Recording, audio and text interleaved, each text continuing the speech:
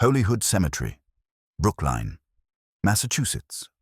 1 military stone, Joseph Patrick Kennedy, Jr., Lieutenant, USNR, July 25, 1915 to August 12, 1944. Navy Cross, 29 years. The stone tells you what he did. It doesn't tell you who he was. And that's the point. This isn't a story about what killed him. It's a story about what never had the chance to exist in the first place. For 18 months. I tracked Joseph P. Kennedy, Jr., the golden child who died before America really knew his name. Estate records, naval files, school archives. The paper trail is meticulous. Ledgers show hundreds of thousands poured into education, millions in today's currency. Military records detail every mission. Photographs capture ceremonies, medals, handshakes. But the deeper I went, the more I found a different kind of record, a blank space.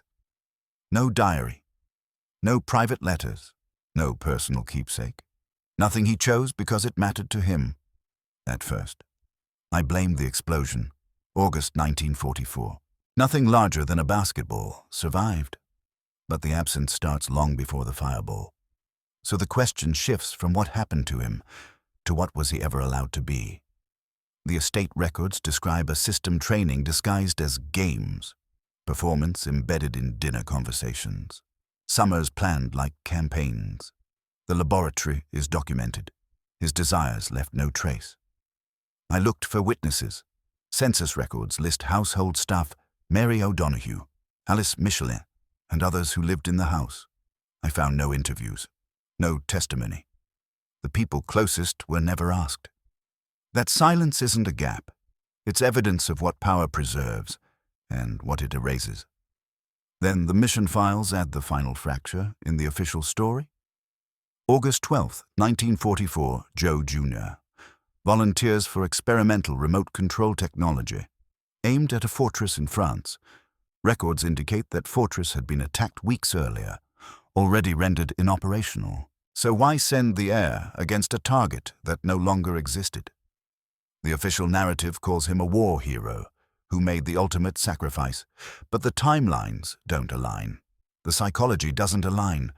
The pattern points to something darker than heroism. Was he ever given even one moment to choose who he wanted to be? The archives preserve what he achieved. They preserve almost nothing about whether he wanted any of it. So I'm going to reconstruct what the records can't show and expose the mechanism that ensured it couldn't. Chapter 1. The Price of a President. The numbers tell the first part of the story. They always do. The financial records sit in archive boxes at the Kennedy Library and Boston Estate Documents, expense ledgers, investment portfolios. Joseph P. Kennedy Sr. kept meticulous accounts, every dollar tracked, every investment calculated. The ledgers reveal a systematic transaction, the conversion of wealth into destiny. July 25, 1915. A birth certificate filed for Joseph Patrick Kennedy, Jr. in Hull, Massachusetts. Father's occupation bank president, age 27, at 25. Joseph Kennedy had borrowed $45,000 to buy controlling interest in Columbia Trust Bank, becoming the youngest bank president in Massachusetts, according to newspaper accounts in the Boston Globe archives. Mayor John F. Fitzgerald Rose's father, one of Boston's most powerful Irish Catholic politicians, made a statement about the newborn. A quote attributed to him, "This child is the future president of the United States. The baby is hours old, his destiny already assigned. Not a hope, not a blessing, a plan." The estate records lay out the investment strategy with remarkable clarity. 1928 through 1933, Choate School in Connecticut. Tuition payments range from $1,200 to $2,000 annually. But that's just tuition. In 1932, a separate line item appears, a major donation to build Choate's new gymnasium. The gym is named after the family. Choate's archives confirmed what such donations typically secured: preferential attention, strategic recommendations, access. The investment wasn't in education, it was in position. 1934 through 1938, Harvard College. Not just tuition, but supplementary expenditures, housing upgrades, club memberships, connections cultivated through donations. Then Harvard Law School, 1938 through 1941. Joe Jr. enlisted before completing his degree, but the payments continue anyway. Because in this world, Harvard Law reads like a credential a future president is expected to have. A conservative calculation based on available inflation data suggests roughly $300,000 documented between 1915 and 1944. In today's currency, the documented spending lands in the multi-million range, but the full investment included the Hyannisport compound, purchased in 1928 for $25,000. Then systematically expanded the calculated summers in Europe. Political connections. Private tutors whose names appear in household records. The total is substantially higher. Every dollar strategic. Every expense aimed at producing one outcome. Not a successful son. Not a happy son. A president. What strikes me about these records is the absence of any expenditure not linked to the plan. No music lessons because Joe Jr. asked for them. No art supplies because he wanted to paint. Every line item serves the thesis, to understand the motive. I researched Joseph Sr.'s biography in the mid-1920s. He applied for membership at Cohasset Country Club Old Money, Protestant establishment, club records, accessed through a historian specializing in Boston social history. Document the rejection. The reason wasn't financial. It was background Irish, Catholic, new money. Rose Kennedy's memoir never addresses it directly. But Joseph Sr.'s actions afterward read like a response if they wouldn't let him in. He would build something they couldn't exclude him from. The Hyannisport purchase comes 3 years later. The compound becomes a training ground where Kennedy children could be shaped into instruments designed to break barriers their father couldn't. Joe Jr., the eldest, received the most concentrated investment. The financial records show inputs money, training, strategic positioning. They show nothing about whether any of it reflected his actual desires. Every line item documented, his preferences invisible. One document feels revealing a Choate report card from 1931. Joe Jr. is 16. Excellent grades across the board except art, a C. The teacher's note reads, Joseph shows little interest in creative work. Focuses entirely on subjects with clear evaluative metrics. A teenager who avoids anything without measurable standards, who gravitates only toward what can be ranked and compared. That reads less like natural temperament than learned behavior, a pattern shaped by environment rather than born from personality. I tried to find witnesses who might remember Joe Jr.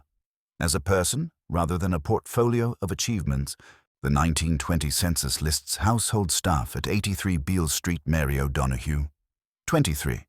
Housemaid, Alice Michelin. 21. Cook. They lived in attic rooms. Close quarters. They would have seen the routines, the parenting, the moments when Joe Jr. was just a child. Rose's memoir mentions a gay, neat Irish girl who cooked and served. Cheerful, efficient. Mary and Alice are never named. I found vital statistics, obituaries, basic information, but nothing about their time with the Kennedys. No interviews, no oral histories. Their observations whether Joe Jr. seemed happy, whether he had interests his parents discouraged, were never considered worth preserving. What I can document is the system's operation, and it's revealed most clearly in the Hyannisport compound.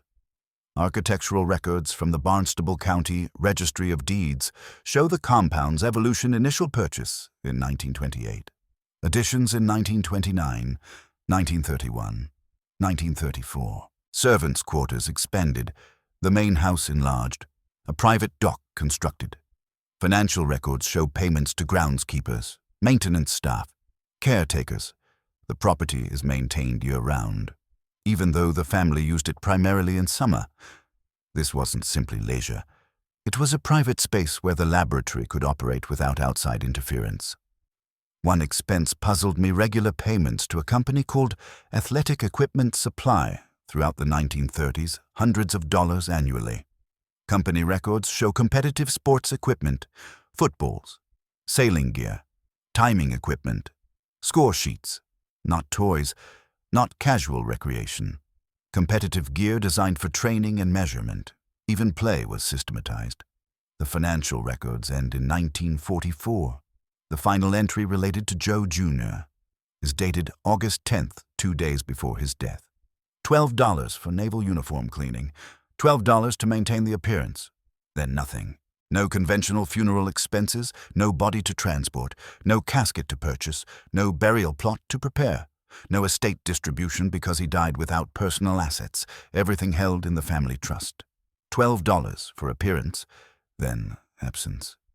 The investment ended with no tangible return, hundreds of thousands in documented expenses, 29 years of strategic planning, and the intended product, President Joseph P. Kennedy Jr., never materialized. What interests me most is what these records reveal about how the family thought about children. Not as individuals to be nurtured toward self-discovery, but as assets to be developed toward maximum value. Every family invests in their children. But there's a difference between investment that asks, what does this child need to flourish, and investment that asks, what do we need this child to become?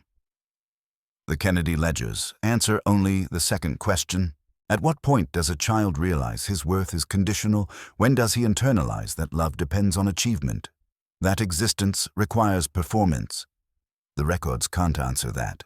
They only show inputs: the money spent, the training imposed, the system constructed.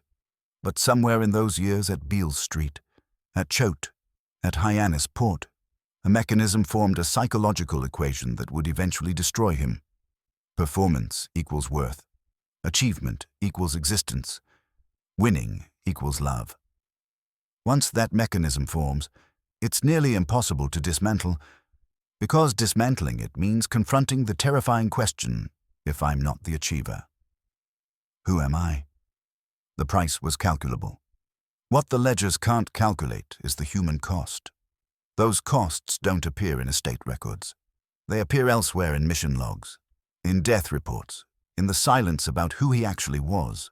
In the next chapter, I'll show you how pressure gets installed day by day, game by game, dinner by dinner, until it stops being something imposed from outside and becomes the structure of a personality. Chapter 2. The Laboratory. Hyannis Port is not a summer house. Property records show the pattern purchased 1928. Major additions in 1929. Servants' wing expanded in 1931. Recreational facilities upgraded in 1934. This isn't vacation maintenance. This is systematic construction of a controlled environment. The compound becomes operational the year Joe Jr. turns 13. Old enough to be trained, young enough to be shaped. Financial records showed the investment. Now I needed to understand how it operated daily. Without his own account of the experience, I had to reconstruct the system from what it produced: observable behaviors, documented activities, the choices that left traces. The machinery remains visible even when the interior life has been erased. Touch football on the lawn. Every biography mentions the legendary family games, usually told as charming Americana, a big family bonding through sport. A profile from the period offers different details. A reporter watching describes Joseph Sr. on the porch keeping score, tracking catches and drops, noting winners, the children glancing at him constantly, checking reactions. Not a game, an evaluation. A neighbor who visited years later remembered even the young ones played like their lives depended on it. No one wanted to be on the losing team. Photo archives show children in constant motion: sailing, swimming, running, always competing. What's absent? A child reading alone, drawing, sitting quietly. Any activity that isn't measurable, competitive, that doesn't produce a winner. Joe Jr. appears most frequently, strongest, fastest, in nearly every image where a winner can be identified. It's him, not just natural athleticism. He understood the stakes. Sailing became another arena. Records suggest times were tracked, performances measured, rankings maintained. Documentation from the mid-30s indicates systematic logging, not just who sailed, but how fast, how well, how each performance compared to previous ones. One detail caught my attention: entries for Rosemary, the sister with intellectual disabilities, appear regularly in early records, then stop around 1937. No explanation. She simply vanishes from the competitive documentation. What happened later is another thread. What the sailing records reveal now, even leisure was systematized. Every family activity became training. There was no escape from evaluation. The dinner table may have been the most sophisticated mechanism. The standard story, Kennedy dinners, featured intellectual discourse, debate, current events discussion, a family that valued education, Lem Billings, a family friend who dined with them, described something different. Preparation was mandatory. Not knowing current events earned disappointment, like you'd failed a fundamental test. One family member reportedly woke hours early to read papers before breakfast, preparing for the evening interrogation. In that system, silence at dinner could feel like ceasing to exist. Silence meant you hadn't prepared. Silence meant you didn't matter. Joe Jr. excelled at these performances. Multiple sources describe his voracious reading, carefully developed opinions, ability to dominate discussion. What looks like intellectual curiosity could also be read as performance anxiety transformed into compulsive preparation. The voracious reading, the carefully developed opinions, these could reflect genuine interest, or they could reflect someone who learned that being unprepared meant not mattering. I wanted to understand what this creates psychologically. Research on conditional worth describes a progression first. The child learns love depends on achievement. Then performance becomes identity. The person struggles to separate self from success. Finally, achievement becomes survival. Without it, the self seems to disintegrate. Failure isn't disappointing. It feels like existential threat. By Harvard, the pattern seems firmly established. He enters in 1934 at age 19. Graduates cum laude, plays football, rugby, elected to student council, social chairman of Hasty Pudding Club. Everything documented, everything achieved. His transcript reveals something through absence. No changed majors, no exploration, just a straight line through government, history, economics, the presidential curriculum. Most students experiment. Joe Jr.'s record suggests only execution of a predetermined plan. A letter from his sophomore year shows the pattern clearly. Writing to his father about summer plans, "Dear Dad, I received your letter about next summer's arrangements. I agree the time at LSE with Professor Lasky will be valuable preparation. I'll make the most of the opportunity. Not I'm excited or I want to. Just, I agree it will be valuable." The language of someone executing orders rather than pursuing interests. That summer, 1935, he studies at London School of Economics under Harold Lasky, a socialist intellectual. Why would Joseph Sr., a capitalist who made millions in the market, send his son to study under a socialist? Available correspondence suggests the calculation a future president needs to understand all political philosophies. Needs to debate communists, fascists, capitalists with equal fluency. Even ideological exploration was strategic. After LSE, he tours Nazi Germany. 1936. He's 21. The letters he writes home survive. He describes German efficiency, infrastructure, national discipline. He makes observations about their programs that historians have found troubling evidence of how privilege can blind even educated people. But what struck me wasn't the content, it was the tone. He's not writing about what fascinates him. He's reporting observations, testing opinions, seeking approval. Every letter ends the same way: "Let me know your thoughts on this." 21 years old and still asking his father whether his thoughts are correct. I kept searching for any moment where Joe Jr. expressed genuine personal desire. Any evidence that beneath the achievement machinery, a real person existed with real wants. The closest I found a memory preserved in Jack's memorial book published in 1945. Tom Schreiber, a family friend, recalled sailing with Joe Jr. In summer 1938, Joe and I were sailing alone. No competition, just the two of us. He was quiet for a long time. Then he said, "Sometimes I wonder what it would be like to just sail somewhere and not come back. Just keep going." He laughed after, like it was a joke, but I remember thinking it wasn't a joke. One moment, one glimpse of someone who might have wanted escape, preserved by accident in a memorial volume. Everything else is achievement, competition, performance. By the time war arrives, he's 26, Harvard graduate, Harvard law student, perfectly positioned for politics. Pearl Harbor, December 7th, 1941. But Joe Jr. had enlisted in Naval Reserve in June before Pearl Harbor. He volunteers for flight training. The timing reveals something. His brother, Jack, had already enlisted. In that family system, being second could feel like erasure. Competition, even in military service.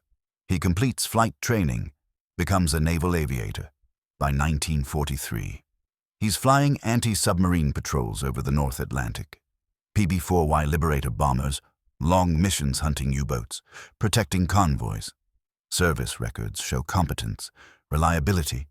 He completes 25 missions the required tour. Then 26, 27, 30. He keeps volunteering, but no dramatic incidents, no headlines, no hero narrative. Just steady, dangerous, invisible work. Then, August 1st through 2nd, 1943. PT-109. Jack's patrol boat is rammed by a Japanese destroyer in the Solomon Islands. The boat splits in half. According to accounts, Jack swims for hours, pulling an injured crewman, leads survivors to safety. The story goes he carved a message on a coconut, orchestrated rescue, national press coverage, hero narrative.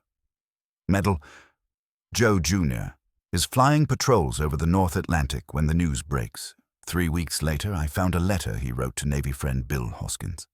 Most discusses routine matters, flight schedules, weather, equipment. Then, near the end, I see Jack made quite a splash. Good for him. Dad must be proud. 3 sentences. No elaboration. The tone is careful, controlled, congratulatory. What I can document is what happens next. After that letter, Joe Jr.'s service record changes. He completes 25 missions his required tour. The Navy expects him to rotate home, train new pilots. That's standard procedure. He refuses, volunteers for more missions. 26, 27, 30, 40, 50. His squadron mates noticed the pattern. Lieutenant Louis Papas, who flew with him, later said there was never an occasion for a mission that meant extra hazard that Joe did not volunteer for. Another squadron member, Earl Olson, noted he had this intense focus on finding the most dangerous assignments available. The documented behavior is clear, systematic volunteering for maximum risk. The interpretation requires caution. I cannot know his interior motivation. But the timing is striking. Jack's accidental heroism through disaster carried narrative power drama. Survival, rescue, national press coverage, medals, 50 routine patrol missions. No matter how dangerous, don't generate the same public story. Joe Jr. appears to recognize this. He keeps flying, keeps volunteering, keeps pursuing something beyond standard duty. By summer 1944, he's completed 50 missions, double his requirement. He's exhausted, battle-fatigued. The Navy strongly encourages rotation home. He's searching for something else, something that might provide the narrative equal to PT-109. That's when he hears about Operation Aphrodite.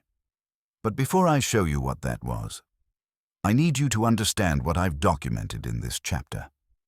Not just activities, not just competition, a system, a family structure that took a child and systematically conditioned him to equate performance with existence. Touch football wasn't play, it was evaluation. Sailing wasn't recreation, it was ranked competition. Dinner wasn't conversation, it was performance assessment. Even studying abroad wasn't exploration, it was strategic curriculum. Every activity designed to reinforce one message: your worth is conditional. You exist when you achieve. In that system, second place could feel like erasure. What remains is the observable pattern. By his early 20s, the evidence suggests Joe Kennedy Jr. had learned to define himself entirely through achievement. The documented record shows no language for internal experience beyond success and failure. No identity apart from being the golden child. The heir, the one who wins. Whether this reflects his interior reality or simply what the system allowed him to express. The result appears the same. And when Jack accidentally becomes a hero, something shifts in Joe Jr. Not visibly. He doesn't collapse. He doesn't quit. He does the opposite. He intensifies. Volunteers for more danger, seeks more missions, pursues more risk. Because the only way he appears to know how to solve the problem of being second is to achieve something so spectacular that he becomes first again. The laboratory worked exactly as designed. It created someone who would do anything, risk anything, volunteer for anything to maintain his position as the achiever. What the laboratory couldn't anticipate? What happens when achievement drive becomes indistinguishable from self-destruction? By summer 1944, Joe Jr. has completed 50 missions over the Atlantic. He's searching for something more dangerous. Chapter 3.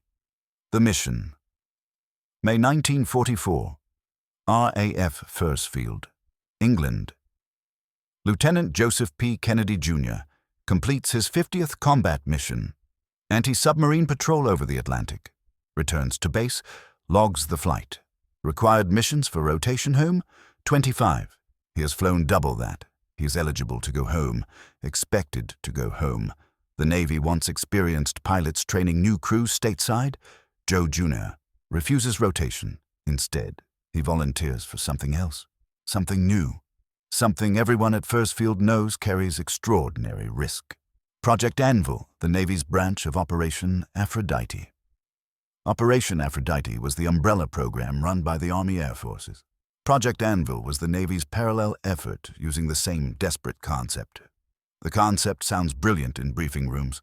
Take war-weary bombers, aircraft too damaged for regular missions but still flyable. Strip out everything unnecessary.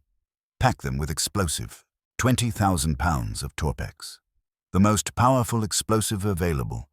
Install primitive radio control equipment, a television system transmitting grainy images to a mother plane.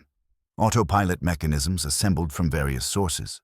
The pilot takes off manually, gets the bomber airborne, activates the autopilot, arms the explosives, then parachutes out over England. The mother plane takes control via radio, guides the pilotless bomber toward the target, a fortified bunker too strong for conventional bombing.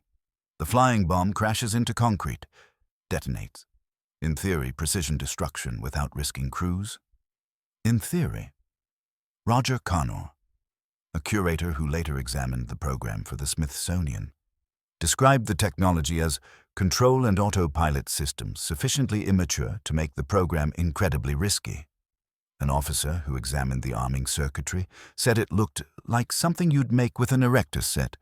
Primitive, experimental, unstable. But it is August 1944. The war is grinding toward conclusion. Nazi Germany is building V-1 rockets, V-2 missiles, rumored V-3 superguns. The Allies need to destroy these installations. Conventional bombing isn't working. The bunkers are too thick. So Operation Aphrodite and Project Anvil, desperation technology for desperate targets. August 4th, 1944. First missions launch. 4 modified bombers take off. What happens next is documented in after-action reports. Aircraft 1 crew arms explosives, bails out. The bomber spins out of control immediately. Crashes in English countryside. Mission fails. Aircraft 2 control system malfunctions. The bomber veers off course. Crashes. 1 engineer killed. Aircraft 3 television cameras blocked during flight. The mother plane cannot see, cannot guide. The bomber misses the target. Aircraft 4 reports indicate the worst failure. The aircraft reportedly circles populated areas. Fully armed, struggling for control. eventually crashes in a less populated area. 4 missions, 0 successes, 1 death, multiple near catastrophes. August 6th, 3 more missions, 3 more failures, 7 attempts, 0 successes, multiple deaths. The program should have been cancelled. It continues. To understand what happens next, I need to show you 2 timelines running simultaneously. Timeline 1. The target, July 6th, 1944, Northern France. Pas-de-Calais region, RAF Squadron 617, the famous dam busters, attacks fortress of Mimoyex. Documentation exists in RAF operational records. Mimoyex was designed to house 25 V3 superguns, massive cannons intended to bombard London from 100 miles away. Each gun capable of firing 600 shells per hour. Squadron 617 dropped tallboy bombs, 12,000 pounds each. Earthquake bombs designed by Barnes-Wallis. They penetrated deep before detonating, creating shock waves that collapsed underground structures. RAF mission reports indicate one tallboy hit the concrete slab directly. The slab collapsed. A main tunnel caved in. 3 more tallboys penetrated the network. The underground structure sustained massive damage. The fortress could no longer function as designed. July 30th, 1944. Available documentation suggests Organisation Tot, the Nazi construction agency, officially ends all work at Mimoyex. The site is too damaged. Allied forces advancing. No time to repair. The fortress is abandoned. Officially. Timeline 2. The mission, August 6th, 1944. 31 days after RAF Squadron 617 destroyed Mimoyex. 1 week after it was officially abandoned. The first U.S. Operation Aphrodite mission launches. Target fortress of Mimoyex. Mission planning documents suggest the Allies appear unaware the site is empty. Intelligence failure. Information did not transfer. Inter-service communication breakdown. Bureaucratic momentum. No documentation explains the failure. American pilots are being sent to attack a fortress that had already been neutralized, its structure damaged beyond operational use, its purpose dead even if concrete still stood. August 10th, 1944. A letter Joe Jr. wrote to his parents, held in family archives. 2 days before, I'm going to do something different for the next 3 weeks. It is secret, and I'm not allowed to say what it is. But it isn't dangerous, so don't worry. Everyone at Fursfield knows Operation Aphrodite and Project Anvil carry extreme risk. 7 aircraft lost. Multiple deaths. 0 successes. Joe Jr. tells his parents it is not dangerous. His father replies, "Don't force your luck too much." Even from Boston, he senses something. August 12th, 1944. 37 days after Mimoyex was struck and rendered inoperational. 13 days after officially abandoned, Joe Jr. volunteers for the next Project Anvil mission against the fortress. Did he know the intelligence was outdated? Perhaps not. Perhaps briefings compartmentalized information. Perhaps pilots were told only target, coordinates, importance. The simplest explanation is institutional failure. Intelligence didn't transfer between RAF and U.S. Navy operations. Target lists compiled weeks in advance became outdated as battlefield conditions changed. Communication breakdown between Allied services. Operational momentum missions planned. Crews assigned, bombers modified, made cancellation administratively difficult. Bureaucratic inertia, paperwork moving slower than bombs. This explanation is probably correct. It's documented in countless military operations, the friction between planning and reality, the lag between reconnaissance and execution. In war, people die because information fails to reach the right desk at the right moment. It's also unsatisfying, because even if Joe Jr. didn't know the fortress was already struck, even if briefings gave him outdated intelligence, even if he believed the target remained operational, the question persists. Why did he volunteer? He had completed 50 missions, double his required tour. He was exhausted, battle-fatigued. The Navy wanted him home, actively encouraged his rotation to training duty stateside. Operation Aphrodite had launched 7 missions with 0 successes and multiple deaths. The technology was known to be experimental, unstable, dangerous. What compulsion drives someone to volunteer for a mission with a 100% failure rate using experimental technology, when rotation home is not only available but strongly encouraged? The boring answer is, paperwork killed him.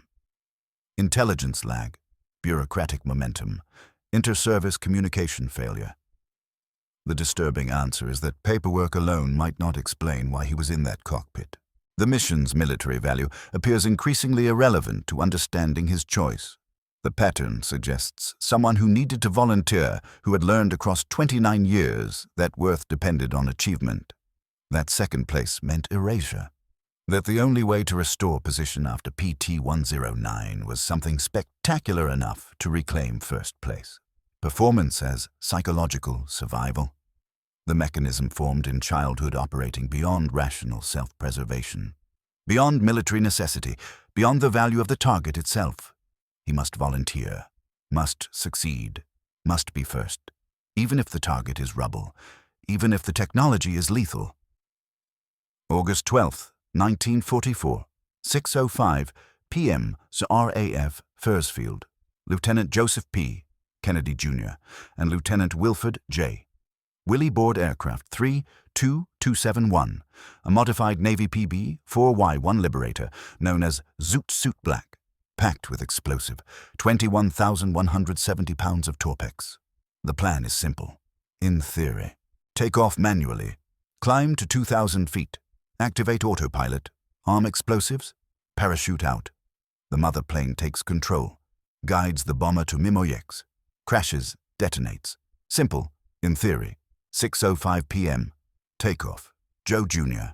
at controls. Willie beside him. Engines roar. The overloaded bomber labors into the air. Mother plane's already airborne.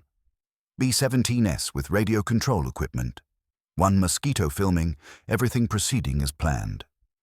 6:18 p.m. First remote turn complete. The bomber reaches 2,000 feet. Levels off, near North Sea coast. Autopilot engages. Aircraft responds to radio commands. Still proceeding as planned. Joe Jr. prepares for the final step, arming the explosives. 6:20 p.m. Testimony from mother plane crew indicates Joe Jr. removes the safety pin from the arming panel. The panel is a tangle of wires, switches, solenoids, experimental circuitry, barely tested. Joe Jr. flips the switch, arms the explosives. 21,000 pounds of Torpex now live. He radios the mother plane, spade flush. Code meaning explosives armed, preparing to bail out. The last transmission received. Moments later, detonation. Not when planned. Not after bailout. Not over the target. Now, immediately. Prematurely. The Torpex ignites. 21,170 pounds, exploding simultaneously at 2,000 feet over English countryside. Commander James Smith, watching from the observation plane, sees everything. The flash, the expanding fireball, the disintegration. He reports later, the aircraft was destroyed instantly. Witnesses on ground describe fireball visible for miles. Shockwave rattles windows. Smoke column rises. Debris falls over Newdalite Wood. Blithburgh, Suffolk, according to accounts. Nothing larger than a basketball survived. Investigation follows. 2 men dead. Spectacular failure. The cause never conclusive. Theories: solenoid, overheating. Faulty wiring, radio interference. Vibration. Documentary evidence suggests the arming mechanism was known to have flaws. Known to be dangerous. Joe Jr. died testing experimental technology against a target that appeared no longer functional, using equipment known to be potentially lethal, not in heroic combat, not defending against active threat, not achieving clear military value. He died because he volunteered, because he appeared to need to volunteer, because the mechanism formed in childhood may have driven him past rational self-preservation, performance as survival. The equation that defined his life delivered its ending, not heroism in simple sense, not vindication, Not the spectacular success that would restore his position. Just silence. An explosion over an English field. Debris falling, smoke clearing. Nothing larger than a basketball remaining. In Hyannisport, days later, a telegram arrives. Same living room where dinners were interrogations. Same compound where touch football determined worth. The investment, hundreds of thousands of dollars. 29 years of grooming ending in a flash at 2,000 feet. The mechanism that created Joe Jr. appears to have destroyed him, and the fortress he died attacking had been struck, collapsed, and abandoned 37 days earlier. The Navy Cross citation, issued posthumously, praises courage and devotion, the official narrative war hero who made the ultimate sacrifice. But the timelines tell different story. RAF attack, July 6th. Abandonment, July 30th. American mission, August 12th. 37 days between destruction and attack. Someone should have known, should have updated intelligence, should have cancelled the mission, but bureaucratic momentum, communication failures, and perhaps desperation of August 1944 kept missions flying. And Joe Jr., driven by what appears compulsion he couldn't name, volunteered anyway, even if he'd known the fortress was destroyed. Would it have mattered? Would he have withdrawn, or would psychological need for spectacular achievement have driven him forward regardless? I can't answer with certainty. Evidence doesn't exist. What I can document, a system created in childhood, appears to have produced a young man who couldn't stop performing, who couldn't seem to separate self from achievement, who appeared to need to be first so desperately he volunteered for a mission with 7 prior failures. Using technology known unstable, against target that no longer existed as functional threat. The investment found its end, but not its intended return. The golden child, groomed for presidency, became debris over English countryside before he could begin political career. The spectacular achievement he sought mission that would restore position. Eclipse brother, prove worth became explosion that erased him. The investment demanded return. It would get one. Just not from the person it destroyed. Chapter 4. The Inheritance. August 12 through 13. 1944. Chelsea Naval Hospital, Massachusetts. John F. Nertz. Kennedy lies in a hospital bed. 27 years old. Still recovering from PT-109. Back injuries? Malaria. Weight loss? The heroism cost him physically. Someone brings him the news. Brother Joe killed in action over England. Aircraft explosion. No identifiable remains. He told a close friend. Now the burden falls on me. Not grief first, burden first. Not my brother is dead, not I've lost Joe. Burden. The weight transfers. The obligation inherits. The script rewrites itself with his name in the role he never auditioned for. Jack is the second son. His path was supposed to be different. Journalism, perhaps, academia, writing, supporting his brother's political career from the background. Joe Jr. was groomed for the presidency. The investment, hundreds of thousands of dollars. 29 years, relentless conditioning was designed to produce President Joseph P. Kennedy Jr. Now Joe Jr. is absence over an English field, and the investment needs a return. In the months following, Jack compiled a privately printed memorial book best known as We Remember, Joe sometimes referenced as We Remember Joe. Family and close friends contribute remembrances. Jack writes the introduction. One line reveals everything. His worldly success was so assured and inevitable that his death seems to have cut into the natural order of things. The natural order. As if Joe Jr. becoming president was physics, gravity, inevitability. The natural order was supposed to be simple. Joe Jr. becomes president. Jack pursues a different path. That was the design. That was the plan written before either could speak. Joe Jr.'s death erases the script, but the investment does not evaporate. It transfers. Someone must carry it. Someone must justify the hundreds of thousands spent, the decades of grooming, the laboratory that was Hyannisport. Joseph Sr. has 8 surviving children, but only one is old enough. Male, war-decorated, Harvard-educated, positioned correctly. Jack. Does Jack feel guilt relief? Both the sources don't say. Private writings are sealed or lost.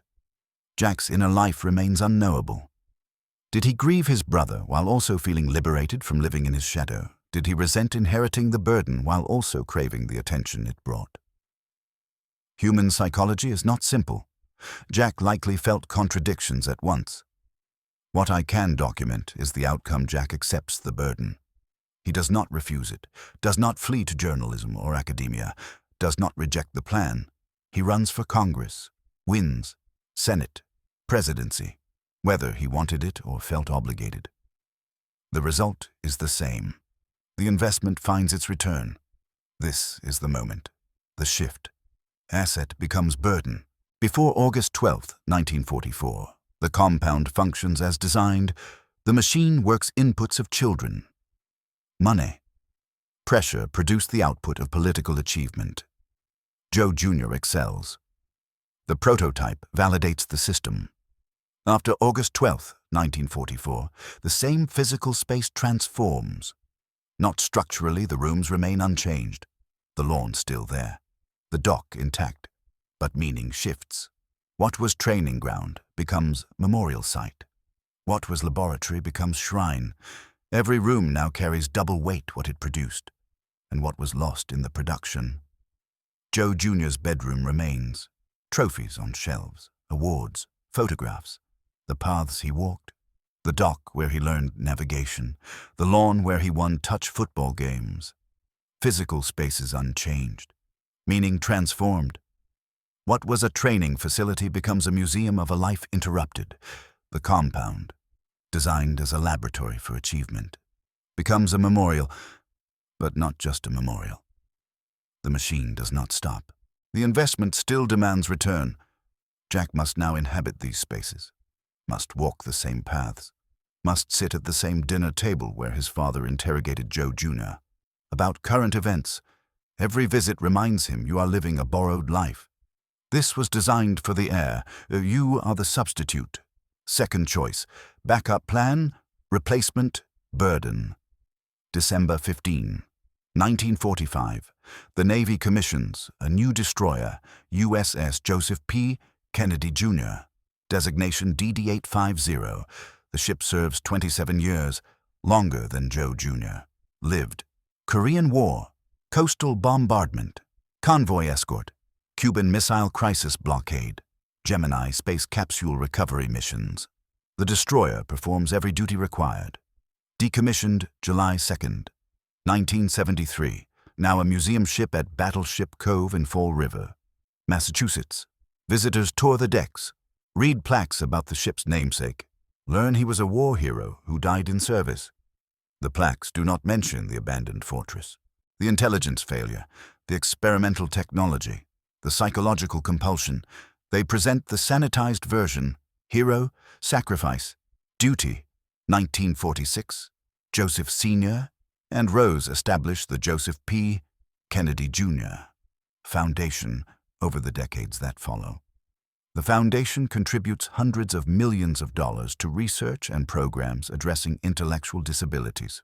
Noble cause, significant impact, lives improved. But here is what troubled me as I researched this. The foundation honors Joe Jr. by addressing a cause he never had the chance to choose during his lifetime, a fight that became his legacy without his participation. November 1941. Joe Jr. is at Harvard Law School, 26 years old, studying contracts and constitutional law at Hyannisport. His sister Rosemary struggles. She is 23, born with intellectual disabilities. As she matures, she experiences mood swings, emotional outbursts. Joseph Sr. makes a decision. Records indicate he approved a lobotomy, a new procedure, experimental, promised to calm patients, make them manageable. The procedure leaves Rosemary incapacitated, severe regression. She can no longer walk independently, speak coherently, care for herself. Joseph Sr. relocates her to St. Coletta Institution in Wisconsin. The family maintains distance. The family conceals the lobotomy for decades, tells people Rosemary is reclusive, shy, prefers privacy. The truth became public knowledge in 1987. The foundation bearing Joe Jr.'s name serves, in part, as the family's response to Rosemary's situation. The foundation itself acknowledges it exists in honor of Rosemary and her brother Joe. Joe Jr. had no involvement in Rosemary's situation, no role in the decision, likely didn't even know about the procedure until it was done. He never had the chance to make this course his own, but his memorial becomes the vehicle for addressing it, even in death. Joe Jr. serves narratives he couldn't control. His name attached to causes chosen by others. His legacy shaped by family needs rather than personal choice. The investment demanded return. Even his death was utilized for purposes beyond his choosing.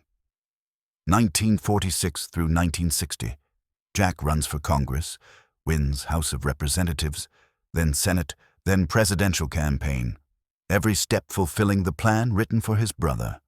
November 8th, 1960, Hyannis Port.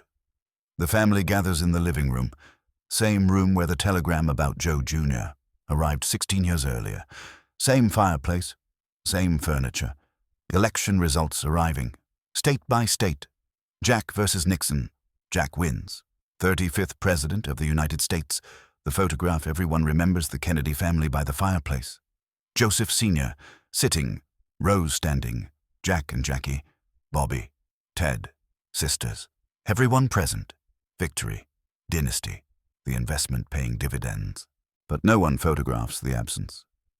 Upstairs, Joe Jr.'s bedroom, empty, preserved. Trophies still on shelves. Awards. Photographs. Everything arranged as if he might return. He will not return. The presidency he was groomed for, the destiny assigned before he could walk, realized by the brother who inherited the burden. Did Joe Jr.'s death create President Kennedy? The evidence suggests it did. Not as a single cause, but as the transfer of a script. He framed it that way himself. Now the burden falls on me. Without Joe Jr.'s death. Jack likely pursues journalism, academia, a different life entirely. The death transferred the plan. The investment found its return. But what was lost in the transaction? Did Joe Jr. ever want to be president? Or did he want it because wanting it meant mattering? Was he ever allowed to discover what would make him happy apart from achievement? The compound cannot answer. It can only preserve trophies, photographs, empty bedrooms. It can document success, Jack's presidency, but it cannot document the cost, the pressure, the mechanism that drove Joe Jr. to volunteer for a doomed mission. November 8th, 1960. The Kennedys celebrate. And upstairs, the trophies gather dust. The heir who was supposed to occupy the White House is absent over an English field. The substitute carries the burden he never asked for. The investment produced its return, just not from the person it destroyed. Chapter 5. The Curse. November 22nd, 1963. Dallas, Texas. President John F. Kennedy is assassinated at 46. 1,036 days in office. A motorcade. Sunlight on chrome. A rifle report that turns a man into a photograph. And the story returns to the same place it always returns to. Hyannis Port. Not because the compound caused Dallas, not because a shoreline can explain a bullet, but because Hyannis Port is where the family converts chaos into meaning, where grief is processed into narrative, then repeated until repetition sounds like destiny. 1944. Joe Jr. A telegram. No body to bury. A bedroom preserved like a stage set, waiting for an actor who will never walk on. 1963. Jack, a coffin. A nation watching. The same rooms absorbing another absence. Different brothers. Same architecture. Same living room where news arrives and everyone learns. Again, how to rearrange themselves around a hole. This is why people say curse. Not supernatural, not hexes, not omens. Structural. A system that produces triumph and then demands payment. Again and again, as if the bill was written into the deed. a dynasty built to win and trained to endure loss as a kind of continuation of winning. A week after Dallas, Jackie Kennedy sits with Theodore A. White.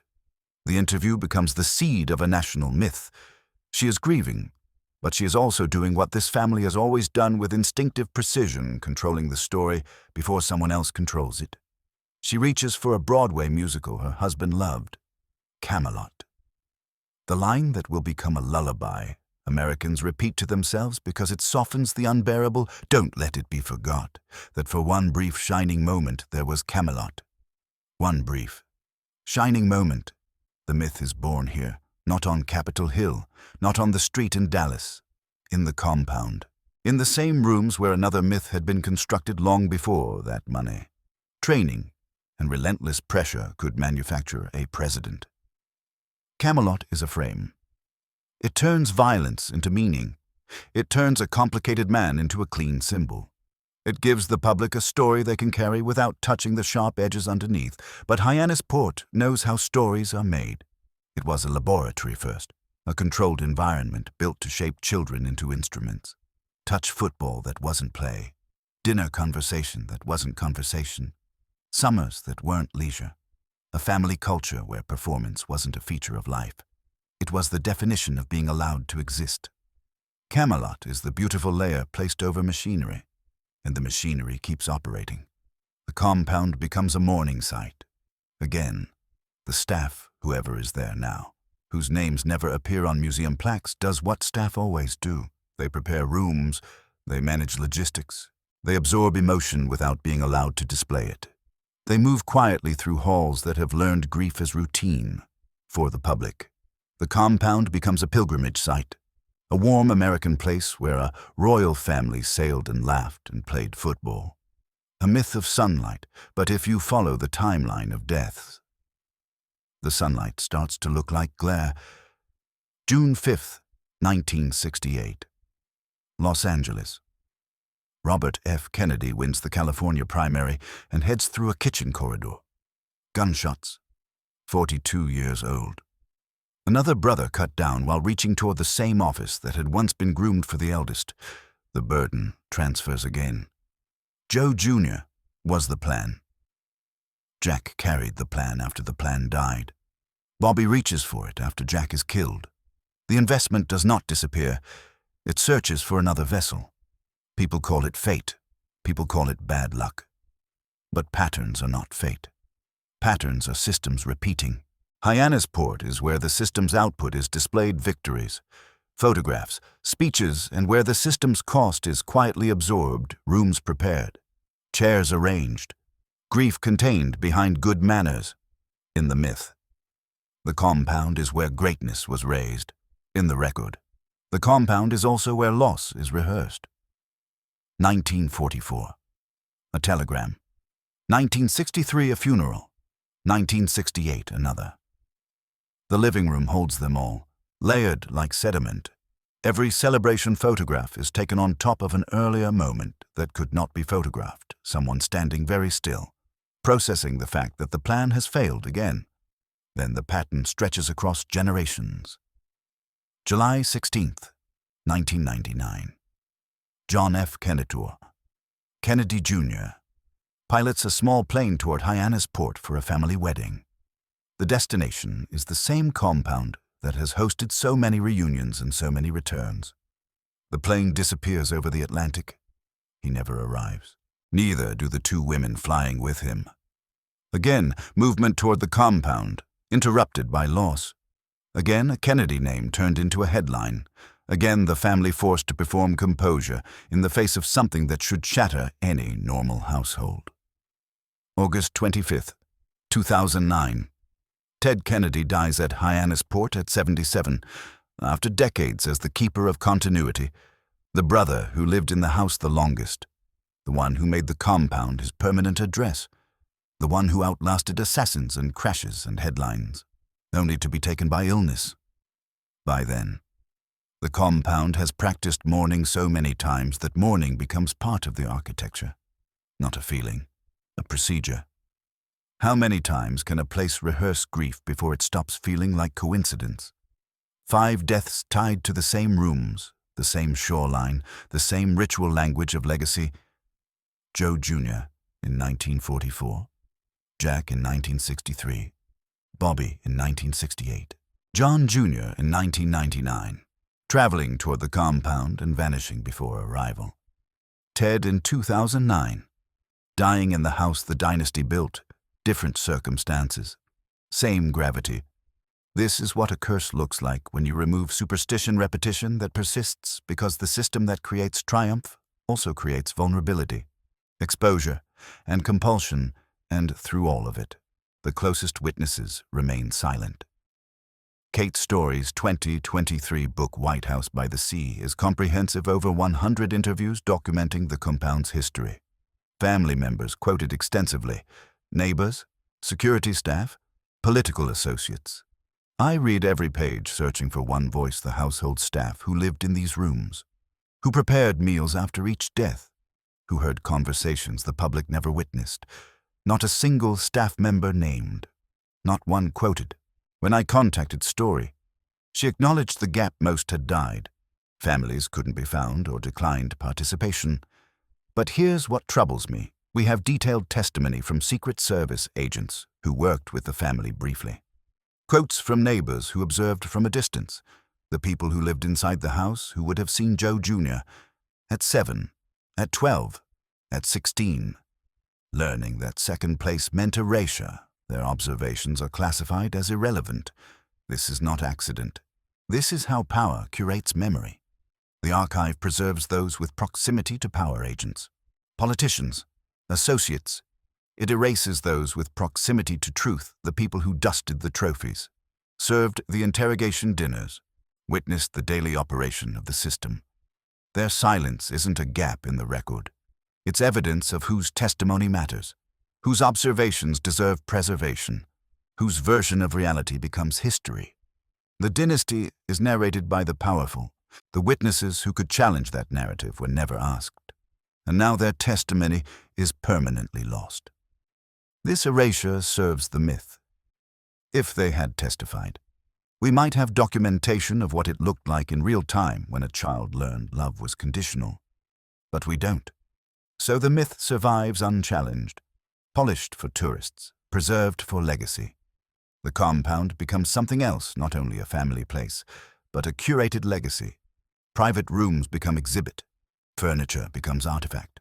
The living room becomes a photograph you can stand inside. Legacy institutions don't preserve disorder. They preserve meaning. They preserve achievement. They preserve the version of the story that can be toured, so when visitors step across the threshold, what they're invited to feel is warmth and weight. The warmth of family tradition, the weight of history, the magic of Camelot. What they are not invited to see is the mechanism underneath, the servants' quarters. The names of people who dusted trophies and listened to dinner interrogations and watched children learn that being second could feel like disappearing. Their silence is part of the curse too, a dynasty narrated by the powerful, while the closest witnesses are treated as background and then erased. In the present day, the compound refreshes itself: renovations, heirlooms, photographs rearranged, polishing the past for display. It looks like preservation. It is also control. This is what Hyannis Port ultimately represents, not a home that happened to produce history, but a system designed to manufacture it. Destiny assigned before children could speak. Burdens transferred when the original vessel failed. Myths constructed to make the cost tolerable. The compound stands today as museum to both triumph and mechanism. Tours emphasize warmth, tradition, Camelot magic.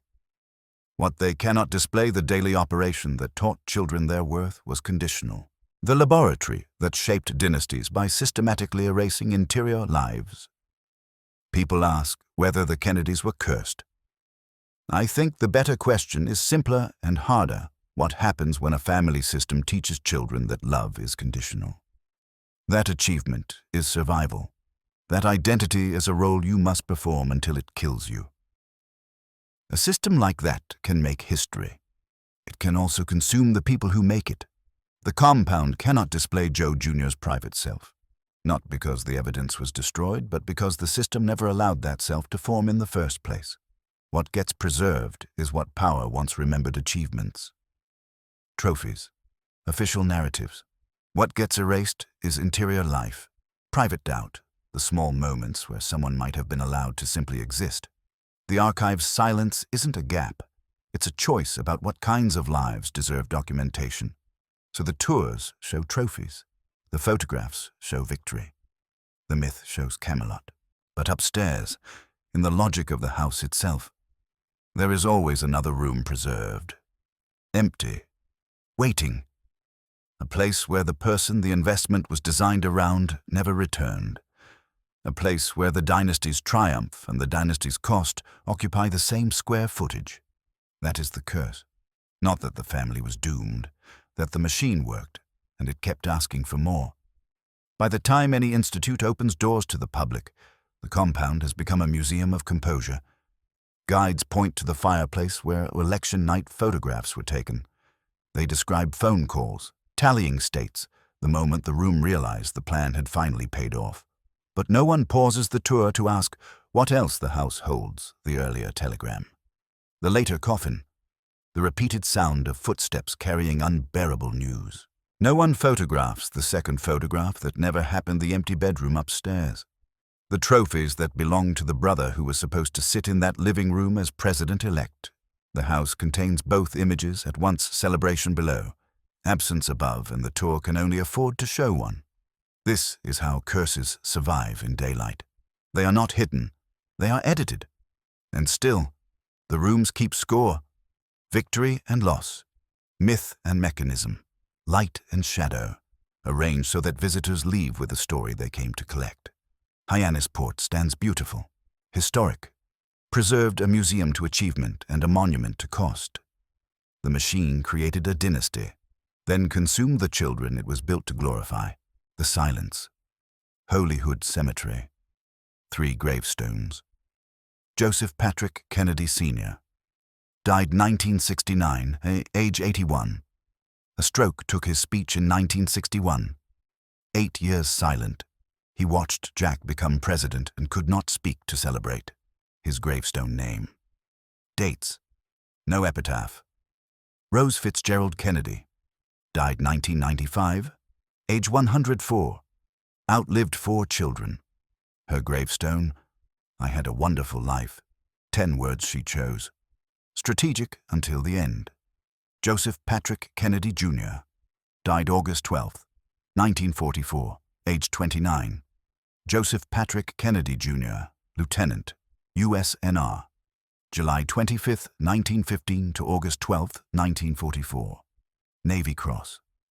No chosen epitaph. Military protocol. Rose chose hers. Joe Jr.'s was chosen for him. Like everything else, the investment hundreds of thousands across 29 years. The return a Navy Cross, an empty casket, a foundation addressing his sister's tragedy, a destroyer, a brother's presidency. Institutions survived. Joe Jr. did not. Mimoyex is a tourist site now. One plaque, American pilot who died on a mission to attack this site. It doesn't mention the site had already been struck by RAF tall boys 5 weeks earlier. Its tunnels collapsed. Its purpose ended. The memorial preserves heroism. It erases context. The question isn't, was he happy? The question is, was he ever allowed to discover what would make him happy? Evidence suggests no. From birth, future president, from childhood rankings, from adolescence comparison, from adulthood compulsion. Then silence. Kate Story interviewed over 100 people. No servants named. The closest witnesses were never asked. Like Joe Jr. himself, erased not by death, but by never being allowed to exist for himself. The gravestone is silent. The compound speaks only achievement. What remains? Trophies, photographs, awards. What's absent? Any evidence of who he was when no one was measuring him. The person he might have been never got the chance to form. The investment found its return. Jack became president, but the person it destroyed never got to choose whether he wanted any of it. The compound preserves victory. It cannot preserve absence. It cannot display what was never allowed to exist. Just myth, just machinery. The tourists leave with photographs. The compound remains, a laboratory pretending to be home. And the question, who was Joseph Patrick Kennedy Jr.? When no one was measuring him, the silence is the answer.